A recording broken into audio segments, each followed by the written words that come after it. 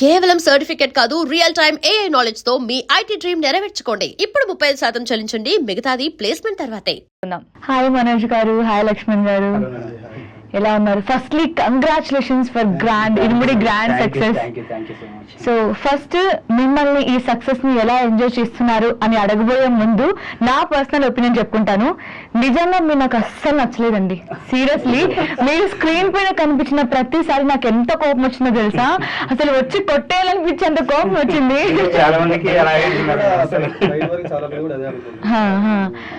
But ఇది మీ success అనుకోవచ్చా? Big success అసలు సో జనాలు ఇంత నెగిటివ్ గా అనుకోవడం కూడా మీ సక్సెస్ అని చెప్పొచ్చు. ఎందుకంటే మీ క్యారెక్టర్ లో వాళ్ళు ఇన్వాల్వ్ అయిపోయారు. మేము వాళ్ళని భయపడిచ్చాము అంటే మేము బాగా చేసినట్లే మేడం. అప్పుడు సంతోషం. యా, సో ఎలా అనిపిస్తుంది? సక్సెస్ ని ఎలా ఎంజాయ్ చేస్తున్నారు? చాలా హ్యాపీ. నేనైతే నాకు నిన్న ప్రెస్ మీట్ లో కూడా నేను ఏం మాట్లాడలేకపోయాను. సో అంటే ఎమోషనల్ అయిపోయాడు బాగా. చాలా అనుకున్నాను కానీ ఏ చెప్పలేకపోయాను. సో అది మీరు చాలా హ్యాపీగా ఉన్నా మేడం ఈ సక్సెస్ ఎంజాయ్ చేస్తూ. అసలు ఇంత పెద్ద హిట్ మన లైఫ్ లో కూడా వస్తుంది అన్నట్ల చాలా అసలు హ్యాపీ. సో సీరియస్లీ గైస్, ఆఫీస్కి వచ్చారు వీళ్ళు, ప్రతి ఒక్కరు నోటీస్ చేసి కోపపడుతున్నారు. సో అందరూ ఇక్కడ మిమ్మల్ని చూసి గుర్తుపట్టుంటే ఎలా అనిపిస్తుంది? సో నేను చేసిన మూవీస్లో అయితే నాకు ఇంత మంచి పేరు దేంట్లో రాలేదు. సో ఈ మూవీ చేసిన ఆఫ్టర్ తర్వాత నాకు చాలా కాల్స్ అయినా మెసేజ్లు అయినా కూడా చాలా వచ్చాయి. సో ఇదే నాకు మంచి హ్యాపీగా ఉంది మేడం. ఫస్ట్ ఆఫ్ ఆల్ ఏంటంటే గుర్తుపడుతున్నారు. ఇంకోటి ఏంటంటే బయటికి వెళ్తే అంటే ఇప్పుడు ప్రజెంట్ మన ఇరుముడి నుంచి అయితే కొంచెం భయం కూడా వేస్తుంది. భయం వేస్తుంది మేడం. ఎక్కడికి వచ్చేస్తారా?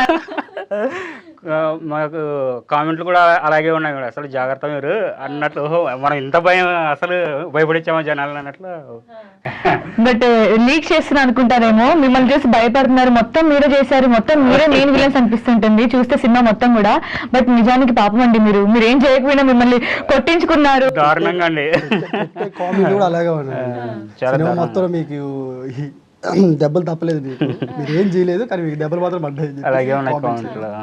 అమాయకులు అంటే ఫేస్లు ఇలా భయంకరంగా ఉండొచ్చు కానీ అమాయకులు బాగా దెబ్బలు తిన్నామండి. అయితే మా నాన్నగారు ఆర్టిస్టే, శ్రావణ్ కుమార్. అయితే నాకు లొకేషన్ పంపించారనమాట. సో అలాగే నేను మా ఫ్రెండ్ గారు ఇద్దరం వెళ్ళాను అనమాట. సో అతను కూడా యాక్టరే. ఇద్దరం కలిసి వెళ్తే నాకు ఇద్దరం ఆడిషన్ ఇచ్చాం. సో నాకు అది 2 days తర్వాత నాకు కాల్ వచ్చింది. కాల్ వచ్చిన తర్వాత ఇంకా లుక్ టెస్ట్ పిలిచారు డైరెక్ట్. పిలిచిన తర్వాత నాతో పాటు ఒక 50 మంది ఉన్నారు.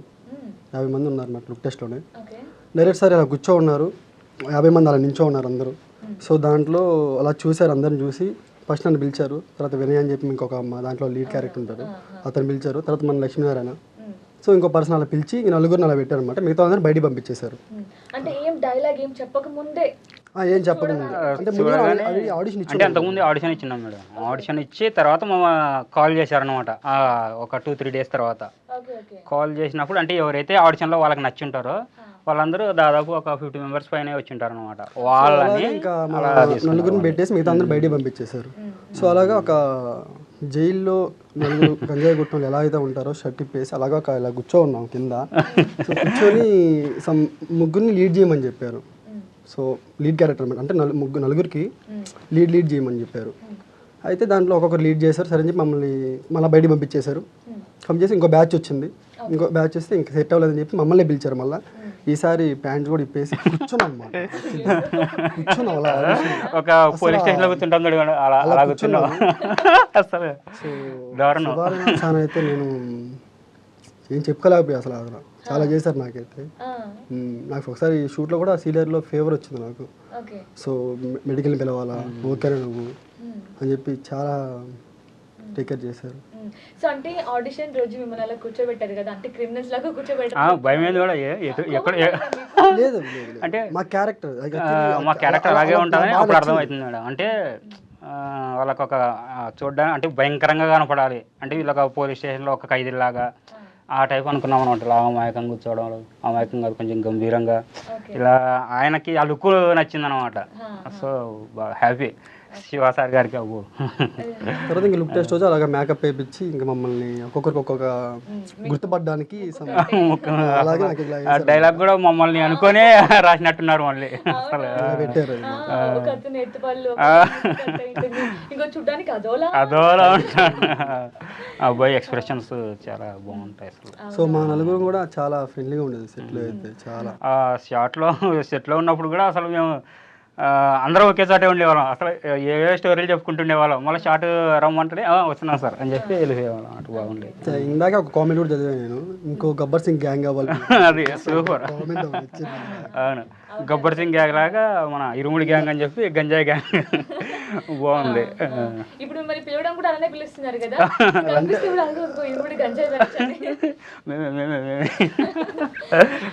మీరేంటండి అసలు సినిమా కోసం ఆ పళ్ళు కూడా తీపించుకోవడానికి రెడీ అయిపోయారంట కదా? భయం వేసింది. సారు పిలిచారు, మాస్టర్ సతీష్ మాస్టర్ గారు, ఫైట్ సీన్ జరుగుతుంది, పిలిచారు. వెళ్ళా, నీకు పళ్ళు అవసరం అన్నారు. అసలు ఏంటి ఇలా అంటున్నారు అనుకున్న, షాక్ అయిపోయా. లేదు కొంచెం తీసేయాల్సింది వస్తుంది, మీరు ఏమన్నా ఫీల్ అవుతారంటే నేను అంటే తెలియలే, అంటే నిజంగా అడుగుతున్నారు కదా, సర్లేండి సార్ షార్ట్ బాగా వస్తే తీసేసుకోండి సార్ అని చెప్పాము. నవ్వారు మొత్తం. అసలు చాలా అమాయకుడు అన్నమాట. ఏంటయ్యా ఇంత అమ్మాయిలా ఉన్నారు ఏంటన్నారా? ఫీల్ అవుడు మాట అన్నా కూడా తీసుకుంటాడు. సో అది నేను థ్యాంక్ యూ డార్లింగ్. ఫన్ చేశారు వాళ్ళు, నేను నిజంగానే అనుకున్నాను అనమాట అది. సో యూనిట్ మొత్తం నవ్వేశారు అసలు విపరీతంగా. అరే ఇంత మైకంగా ఉన్నావేంట్రా అని అసలు. సాయిరామ్ చాలా హ్యాపీ. తర్వాత అమ్మా ఏం కదా. సో మరి షూటింగ్ గురించి మాట్లాడితే ఎన్ని డేస్ చేశారు ఇద్దరు? అంటే 15 days సీనియర్లో చేసాం, మళ్ళీ అల్యూమినియం ఫ్యాక్టరీ, మళ్ళీ ముచ్చింతలో లొకేషన్స్ చేసాం. సీలేరు, పొల్లూరు, డొంకరాయి అటు సైడ్. మా ఎంట్రన్స్లో కూడా అక్కడే పడుతుంది అనుకుంటా, డొంకరాయి అని అది ఉంటుంది. సో కంప్లీట్లీ 15 days షూట్ జరిగింది. సో యాక్టింగ్ ఓకే, మీరిద్దరికి చిన్నప్పటి నుంచి యాక్టర్ అవ్వాలని రావాలని కష్టం వచ్చారు కాబట్టి ఓకే. మరి యాక్షన్ సీన్స్ ఉంటాయి కదా, విలన్ అంటే ఫస్ట్ టైం యాక్షన్ సీన్ నేను ఫస్ట్ టైం యాక్చువల్గా మనోడు ఏంటంటే అంతకుముందు సరిపోదా శనివారం ఇలాంటివి సతీష్ మాస్టర్ గారితో 3 సినిమాలు చేశాడు. నాకు ఫస్ట్ టైం అంటే నేను అంతకుముందు కుబేరా చేశాను, కానీ కుబేరాలో ఇలాంటిది ఏం లేదు, బెగ్గర్ క్యారెక్టర్ ధనుష్ గారితో ఉంటాను అనమాట. అలాంటిది ఒకసారి యాక్షన్ సీన్స్ అనేసరికి అసలు ఎప్పుడు చేయలేదు మేడం, అసలు టెన్షన్ పడ్డాను అసలు. కానీ సతీష్ మాస్టర్ గారు బాగా ధైర్యం చెప్పారనమాట, టెన్షన్స్ ఏమొద్దు, ధైర్యంగా ఉండండి, నేను చూసుకుంటా. ఆయన ముందుండి చూసుకున్నారు కాబట్టి ఈరోజు ఆ ఫైట్ అంత బాగా వచ్చింది అంటే వాళ్ళే కారణం. అది సరిపోసేవరం భర్త వర్ష అని చెప్పి గోపిచంద్ గారితో. సో ఆయన చెప్పిన మాట ఏంటంటే, ఈ ఫైట్ తర్వాత మీరు బిజీ అయిపోతారు మీరు. ఈ మాట నేను అప్పుడే గట్టిగా అసలు థియేటర్లో ఇంత బాగా వచ్చిందంటే ఫైట్ అసలు. ఇంజూరీ కాలుకి దెబ్బ తగిలిన తర్వాత కూడా నాకు ఆ ఫైటర్లు అయినా కూడా అప్పటికప్పటికే వచ్చి ఫైటర్లు, ఫైట్ మాస్టర్ ఇంకా రవితేజ్ సార్ దాన్ని ఫస్ట్ నోటీస్ చేసి. అవును. అయితే ఆ రోజు ఇంకా ఎర్లీ మార్నింగ్ చేస్తున్నాము, అయితే 2 takes బాగానే అయింది. 3rd take ఏంటంటే ఇంకా అప్పుడే రవితేజ్ సార్ వచ్చారు. ఇంకా ఆ పైన కింద బెడ్స్ ఉన్నాయి, అంటే అది కొంచెం పుష్ అయింది అది. సో దూకడం ఇంకా కాల్ బెండ్కి అయినా కూడా ఆ షార్ట్ కంప్లీట్, అంటే గ్లాస్ బ్రేక్ చేస్తాను అనమాట. రవితేజ్ సార్ని తీసుకొచ్చి పైన దూకి ఇలా పట్టుకొచ్చి గ్లాస్ బ్రేక్ చేసి ఇలా ఇచ్చేస్తాను. సో ఆ షార్ట్ ఏంటంటే మా ఇంకా ఆన్ టేక్ అప్పుడు, ఆన్ యాక్షన్ అప్పుడు కాల్ అటు ఇటు అయింది. సో అయినా కూడా ఆ టేక్ అనేది కంప్లీట్ చేశాను. అయితే ఒక 3 o'clock దాకా అలాగా అయినా కూడా కూర్చోబెట్టి చేయించారు ఫైట్ మాస్టర్ నా దగ్గర. అయితే ఇంకా 3 o'clock ఇంకా స్మెల్లింగ్ అయిపోయింది, సరే అని చెప్పేసి హాస్పిటల్ తీసుకెళ్ళారు. సో వాళ్ళే బాగా చూసుకున్నారు అప్పుడు నన్ను. అయినా కూడా నెక్స్ట్ నైట్ షూట్ నా కూడా మళ్ళీ వచ్చేసాను వెంటనే, మళ్ళీ ఆ కాలు పెట్టుకొని వచ్చేసాను మళ్ళీ. అంటే కాలు దెబ్బ తగిలిందని తెలిసిన తర్వాత కూడా మీరు కంటిన్యూ చేశారా షూట్ సేమ్ డే? కంటిన్యూ చేశాను, ఎందుకంటే క్లోజెస్ అయి ఉన్నాయన్నారు మొత్తం. నేను మిస్ చేసుకోవాలనుకోలేదు. డైరెక్టర్ గారు కానీ దీంట్లో ప్రతి షాట్ నాకు ఇంపార్టెంట్ అనిపించింది. ఫైట్ మాస్టర్ గారు చాలా అసలు కంగారు పడ్డారు అనమాట. వాళ్ళ మీద నుంచి దూకుతారు యాక్చువల్గా, ఇలా దూకి రన్నింగ్ చేస్తూ హీరో గారిని ఇలా నెట్టాలన్నమాట. దూకారు, అక్కడ వెంటనే అట్లా నెట్టేసుకొని వెళ్ళారు. అప్పటికి కాలు మనవాడికి ఇలా అయింది, కానీ అది ఎవరు షార్ట్ ఓకే అక్కడ డైరెక్టర్ గారు షార్ట్ ఓకే అన్నారు. కానీ అక్కడ చూస్తే వెంటనే షార్ట్ కట్ చెప్పిన వెంటనే హీరో గారు, అబ్బాయి కాలు ఓకేనా ఇలా ఆయనకి ఎలా పర్లేదు తెలిసింది సార్, అసలు? పర్లేదు సార్, ఏం లేదు సార్ అని చెప్పి, లేదు లేదు బ్రహ్మ, అబద్ధం చెప్తాను. నువ్వు అబద్ధం శివ చెప్తున్నావు. చూడని చెప్పేసి డైరెక్ట్ సార్ చెప్తే ఇంకా ఫైటర్లు అందరూ వచ్చేసి కుడతా ఉంటుంది. అప్పుడు కంగారు పడ్డారు అందరు. ఫైట్ మాస్టర్కి చేతికి కిప్స్ ఉంటాయి అనమాట, బ్లాక్. అది తీసి నా లెక్కేసి చాలా కేర్గా చూసుకున్నాను దాన్ని. ఓకే, సో అంటే మాస్ మహారాజ్ Yes. రవితేజ గారు అంటేనే ఎంతో మందికి ఫేవరెట్, ఆయనకి చాలా రెస్పెక్ట్ ఉంటుంది. అవునవును. అంటే ఫస్ట్ టైం మనం అలాంటి ఒక పెద్ద హీరోతో చేస్తున్నాం, ఆయనని కొట్టాలి అంటే ఒకలాంటి భయం అమ్మో, ఉంటుంది కదా. చాలా సో భయపడ్డాను మీరు దాన్ని ఎలా అసలు. ఓవర్కమ్ చేస్తారు? యాక్చువల్లీ ఫైట్ మాస్టర్ నాకు ఇంకో షాట్ పెట్టిండే, పైనుంచి తిప్పి కొట్టడం అనమాట. అదే షాట్ నాకు భర్త వర్షలో పెట్టిండే. సార్ నువ్వు చేస్తావు కదా, పెట్టేశారు నాకు. అయితే నాకు ఆ టెన్షన్ ఉండేది, ఇది హీరో గారితో నేను అమ్మో నా వల్ల కాదని చెప్పి నేను టెన్షన్ పడితే కొంచెం ఎడక్కుండేవాడిని. అయితే అది వినయ్ మాధవ్ అన్న చేశారనమాట. అయితే ఆ టెన్షన్ అనేది ఆయన ఉండేది నాకు. సో ఒకవేళ మేము కూర్చున్నా కూడా ఆయన వస్తుంటే లేచినా కూడా లేదు కూర్చో ఇలాగే అంటుంటారు. సో సేమ్ టైం ఆయన కొట్టాలి, మళ్ళీ అలాంటి రెస్పెక్ట్ అవును అవును. ఇదేంటంటే మేడం ఇట్లా కాలర్ పట్టుకొని ఆయన్ని ఇలా గోడకి అనాలన్నమాట. కాలర్ పట్టుకోవాలంటే వణుకుతున్నాయి చేతులు. అనయ్య ఇలా పట్టుకోవచ్చా అంటే పట్టుకో పట్టుకో, అసలు ఎంత ఫ్రీగా ఉంటారు, పట్టుకో బాయ్ పట్టుకో. అసలు చాలా ఫ్రీగా, అంత ఫ్రీనెస్ ఇచ్చారు కాబట్టి ఆ ఫైట్ అంతా బాగా వచ్చింది మేడం. అసలు సీరియస్లీ అందరికి సాటిస్ఫాక్షన్ వచ్చిన సీన్ ఏదైనా ఉంది అంటే ఒకలాంటి భయం కూడా వచ్చింది. ఏంటంటే మీ పళ్ళుని థియేటర్ అయితే క్లాప్స్ కొట్టారు మేడం. అసలు థియేటర్లో నేను ఇలా చూస్తున్నాను మేడం, ఇలా చూస్తున్నాను. ఎప్పుడైతే ఆ షాట్ వచ్చిందో థియేటర్ మొత్తం క్లాప్స్ కొట్టారు మేడం. అసలు ఓరే ఇలా ఉన్నారేంటో చాలా బాగా వచ్చింది మేడం, అసలు హ్యాపీ. సో అంతమంది జనాలతో థియేటర్లో కూర్చొని మూవీ చూస్తుంటే ఎక్స్పీరియన్స్ ఎలా అనిపించింది? మీరు కూడా జనాలతో చూస్తారా? నేను అంటే ఒక్కని సింగిల్గా వెళ్ళిపోయాను అనమాట. ఆ రోజు షూట్ నాకు సుధీర్ బాబు గారిది ఉంది. సో అతని డైరెక్టర్ అనమాట. సో కొత్త షాట్ అయితే దాన్ని కంప్లీట్ చేసుకుని ఇంకా రోజు షూట్ లేయడం వల్ల ఇంకా మార్నింగ్ బుక్ చేసుకుని ఒక్కని వెళ్ళిపోయాను నేను. సరే అసలు ఆ ఫీల్ వేరే. ఎందుకంటే అది సరిపోయి చూసుకుని బట్టి అంత తక్కువ అది, ఇది చాలా ఎక్కువ నాకు. అంటే మూవీలో ఐ మీన్ మూవీ వెళ్ళినప్పుడు మీతో పాటు ఆడియన్స్ అందరూ ఉన్నారు కదా, రికగ్నైజ్ చేశారా మిమ్మల్ని? చూసారు మేడం, చూసారు మేడం. ఇంటర్వ్యూ సీన్ లో చూసారు మేడం. బయటకు వచ్చాము, చూసారు బయటకు వచ్చారు, భయపడ్డా మేడం. అక్కడే భయపడ్డా, ఏమన్నా అంటారేమో అనుకున్నా, బట్ ఏమో లేదు. ఒక 2-3 వచ్చి సెల్ఫీ దిగారు, సంతోషం అనిపించింది నాకు చూసా. ఓకే, సో మీరు ఇది వరకు 2 మూవీస్ చేసినట్టున్నారు కదా, కుబేరా ఒకటి, ఇది సెకండ్ మూవీ. సో 2 కూడా మంచి సక్సెస్ ఇచ్చాయి మీకు. అండ్ మీకు కూడా చాలా మూవీస్ చేశారు మీరు, అన్ని కూడా నెగిటివ్ క్యారెక్టర్సే కదా? నాకు వచ్చే వస్తాను లుక్ ఉంది కాబట్టి, బాడీ కానీ ఆ హెయిర్ మెయిన్ గా. సో ఇప్పటి వరకు ఎన్ని చేశారు, ఎన్ని మూవీస్ చేశారు? సరిపోసేమని చేశాను, మళ్ళీ మార్కెట్ డైరెక్షన్ లో సూపర్ బో అని చెప్పి కంప్లీట్ అయింది. భర్త వర్ష, మైసా, ఇంకా ఒక 2-3 ప్రాజెక్ట్ ఇప్పుడు చేస్తున్నాను. సో అప్కమింగ్ ప్రాజెక్టులు ఉన్నాయి మేడం. ఉన్నాయా? ఈ సినిమా వచ్చిన తర్వాత, ఇరుముడి రిలీజ్ అయిన తర్వాత మీకు ఏమైనా కాల్స్ కానీ, ఎవరైనా పెద్ద డైరెక్టర్ నుంచి ఏమైనా ఆఫర్స్ కానీ ఏమైనా వచ్చాయా ఇప్పటి వరకు? మేబీ కన్ఫర్మ్ గా వస్తాయని చెప్పి అయితే ఖచ్చితంగా వస్తాయని కూడా నమ్ముతున్నాం. ఖచ్చితంగా వస్తాయి. సో బిజీ అయిపోతారు ఇంకా. నేనేందంటే ప్రతి సోమవారం కన్ఫర్మ్ గా శివాలయంకి వెళ్తాను, అది బాగా నమ్ముతాను నేను. సో ఆ శివయ్య వాళ్ళే, ఈ శివ నిర్వహణ వల్ల మాకు వచ్చిందని చెప్పి నేను అనుకుంటాను. ఓకే, శివయ్యే ఈ శివ నిర్వహణకి మమ్మల్ని సెలెక్ట్ చేశారని చెప్పి అనుకుంటాను.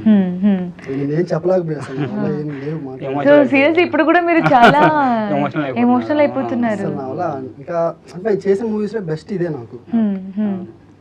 చెప్పారా ఆయనకి, అంటే స్టేజ్ మీద కాకుండా పర్సనల్ గా వెళ్ళి? పర్సనల్ గా అంటే ఇంకా నేను వెళ్ళాలని ఈ రోజు సీరియస్లీ మీరు ఎమోషనల్ అవుతుంటే కూడా ఆయన కూడా చాలా ఎమోషనల్ అయిపోతున్నారు. మీ అందరి సక్సెస్ అట్లుగా థ్యాంక్ యూ చెప్పుకోవాలి, ఎందుకంటే ఇంత బ్లాక్ బస్టర్ అసలు ఆడియన్స్ వల్ల అది కూడా ఉంది.